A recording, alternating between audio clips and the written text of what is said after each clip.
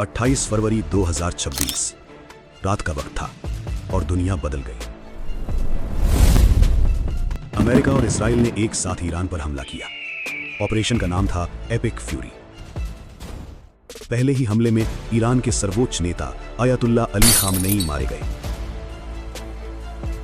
Tehran में धुआं उठा और उस धुएं की लहर हजारों किलोमीटर दूर भारत तक पहुंच गई। यह भारत की लड़ाई नहीं थी, लेकिन इसकी मार सबसे ज्यादा भारत को पड़नी थी, क्योंकि खाड़ी के देशों में रहते हैं 1 करोड़ भारतीय। हर साल भेजते हैं 50 अरब डॉलर से ज्यादा की रकम की 88% तेल जरूरतें आती हैं बाहर से। उसका आधा हिस्सा हॉर्मुज जलडमरू मध्य से, वही हॉर्मुज जो अब युद्ध का मैदान था। दिल्ली में 1 मार्च की सुबह कैबिनेट कमेटी ऑन सिक्योरिटी की आपात बैठक बुलाई गई, प्रधानमंत्री नरेंद्र मोदी की अध्यक्षता में। मेज पर सिर्फ एक सवाल था, भारत क्या करे? लेकिन इस सवाल का जवाब इतना आसान नहीं था। एक तरफ था अमेरिका, भारत का सबसे बड़ा रणनीतिक साझेदार, जिसके साथ व्यापार था, रक्षा समझौते थे, तकनीकी सहयोग था।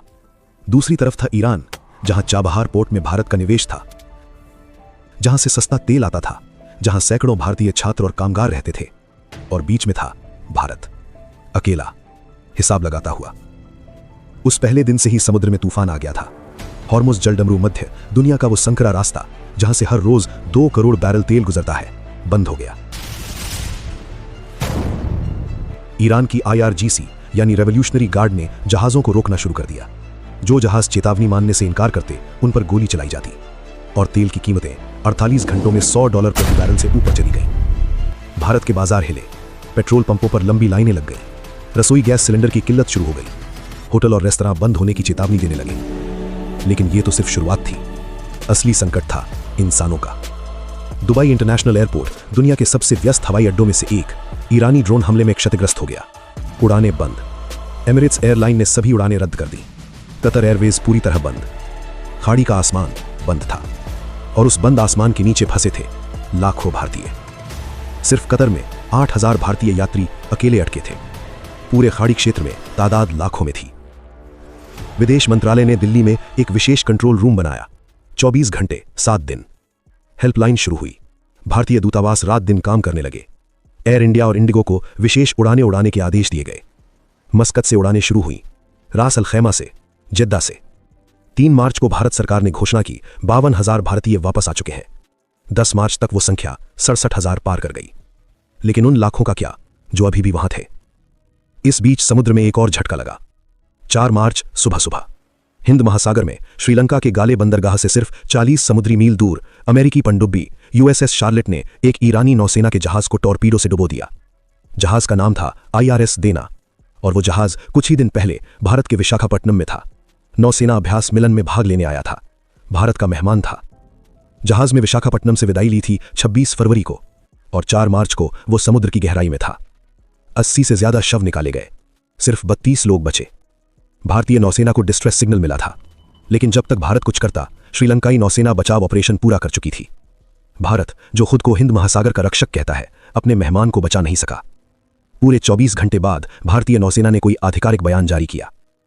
दिल्ली में चुप्पी थी। विदेश मंत्री S जयशंकर के सामने सबसे कठिन कूटनीतिक पहेली थी। ईरान के विदेश मंत्री अब्बास अरागची से बात हुई, विस्तृत, गंभीर। लेकिन भारत ने ईरान पर अमेरिकी हमले की निंदा नहीं की, और ईरान के हमलों की निंदा जरूर की। 3 मार्च को भारतीय दूतावासों को आदेश दिया गया कि खामनेई की मृत्यु पर शोक रजिस्टर पर हस्ताक्षर न करें। 4 दिन बाद विदेश सचिव विक्रम मिश्री तेहरान दूतावास जाकर शोक रजिस्टर पर हस्ताक्षर किए, लेकिन कोई औपचारिक शोक मंदेश जारी नहीं हुआ।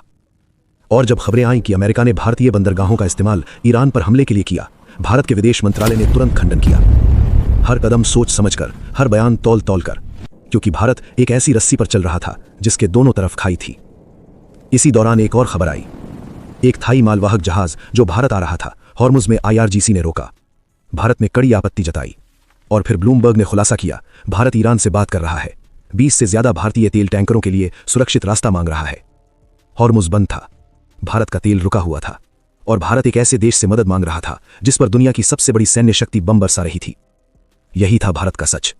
न पूरी तरह अमेरिका के साथ, न पूरी तरह ईरान के साथ, बस अपने लोगों के साथ, अपनी अर्थव्यवस्था के साथ। और उस कोशिश में हर दिन एक नई चुनौती। आज 13 मार्च 2026 को यह युद्ध अभी जारी है। ईरान ने 3 शर्तें रखी हैं युद्ध विराम के लिए: अपने अधिकारों की मान्यता, मुआवजा और भविष्य में हमले की गारंटी नहीं। अमेरिका कह रहा है युद्ध जल्द खत्म होगा। ईरान कह रहा है युद्ध का अंत हम तय करेंगे। और भारत अभी भी उन लाखों अपने नागरिकों को घर लाने में जुटा है। अभी भी हॉर्मुज़ से तेल के लिए रास्ता मांग रहा है। अभी भी 2 महाशक्तियों के बीच अपना रास्ता खोज रहा है। इतिहास में कुछ युद्ध होते हैं जो सिर्फ 2 देशों के बीच नहीं होते, वो पूरी दुनिया की तकदीर बदल देते हैं। 2026 का ये युद्ध वैसा ही युद्ध है, और इसमें भारत की कहानी अभी लिखी जा रही है, एक एक दिन, एक एक फैसले के साथ।